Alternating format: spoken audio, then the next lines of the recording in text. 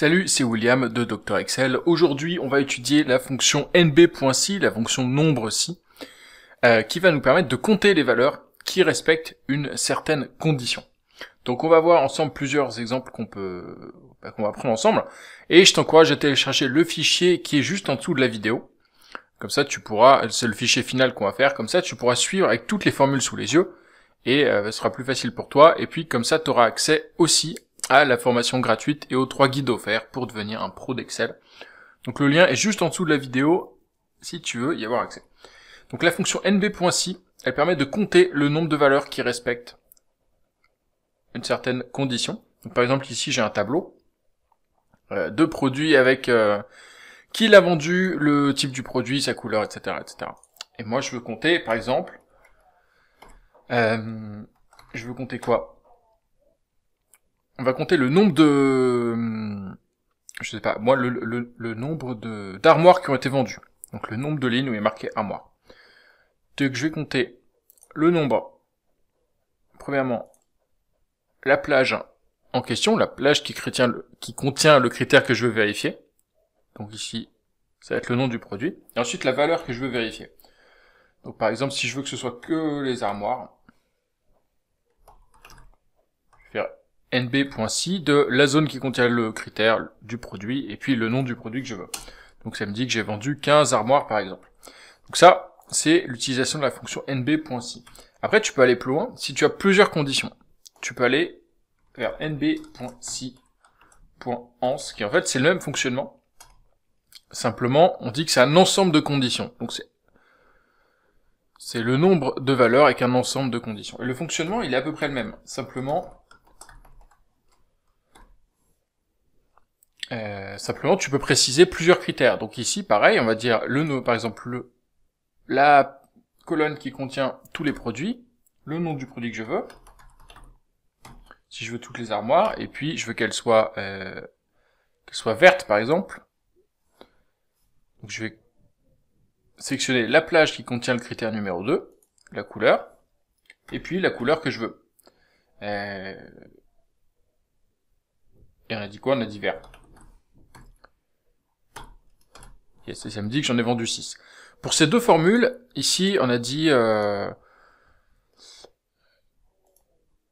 a vu une ou plusieurs conditions avec des valeurs exactes. Donc c'est que armoire, que vert, par exemple. Et ici, c'est que armoire parce que j'ai un seul critère. Dans les deux, tu peux faire des inégalités, c'est-à-dire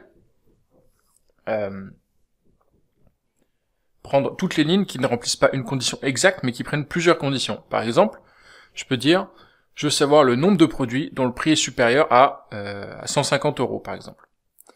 Pour ça, je vais faire nb.si, pareil, avec la plage qui contient le critère, donc avec le prix, et le critère. Alors là, pour le composer, je vais pas écrire 150 €, parce que si je fais 150, ça me prend que la ligne, s'il y en a, qui sont exactement égales à 150 €. Je vais faire supérieur à 150, entre guillemets, ce qui va me composer une inégalité. Donc j'ai besoin de le mettre entre guillemets si c'est des inégalités.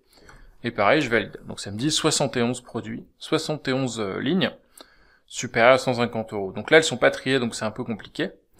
Mais tu vois le principe. Et c'est pareil pour nb.si.ans. On pourrait dire... en fait, à chaque fois que tu as une condition, tu peux l'utiliser. Tu peux dire supérieur à 150 € et je veux que ce soit aux USA, par exemple. Donc je vais prendre la même chose. On va le refaire depuis le début, parce qu'il faut changer plusieurs trucs. nb.si.ans. On a dit, premièrement, le prix, qui doit être supérieur à 150. Et puis, tu peux mettre tous les critères que tu veux. Donc là, si on avait un autre... je sais pas, le nombre de produits, on pourrait mettre une autre inégalité, tu vois. Est-ce qu'on va avoir vendu supérieur à 100 produits? Là, on n'en a pas, donc on va dire, est-ce que le pays, c'est USA, par exemple? Et ça me dit qu'il y en a, sur ces 71, il y en a 15 qui ont été vendus aux USA.